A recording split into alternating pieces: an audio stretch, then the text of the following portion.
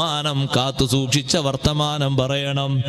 ഇന്ന് സുബഹി നിസ്കാരം കഴിഞ്ഞ് റൂമിലെത്തിയപ്പോ ഒരുമ്മ വിളിച്ചിട്ട് വല്ലാത്ത സങ്കടം പറഞ്ഞു, ഉസ്താദേ, മക്കളെ പോറ്റി വളർത്തിയത് കൊണ്ട് ഇപ്പോൾ എനിക്ക് കിട്ടിയത് ഒറ്റക്കുള്ള ജീവിതമാണ്. എൻ്റെ സമ്പത്ത് എല്ലാവർക്കും വേണം, പക്ഷേ എന്നെ നോക്കാൻ ഒരു കുട്ടിയും ഇല്ല.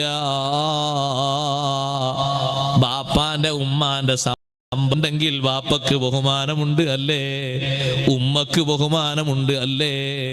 ബാപ്പക്കും ഉമ്മക്കുമുള്ള ബഹുമാനം അവരെ ഇൽമു പരിഗണിച്ചുകൊണ്ടല്ല, ഇബാദത്ത് നോക്കിയിട്ടല്ല.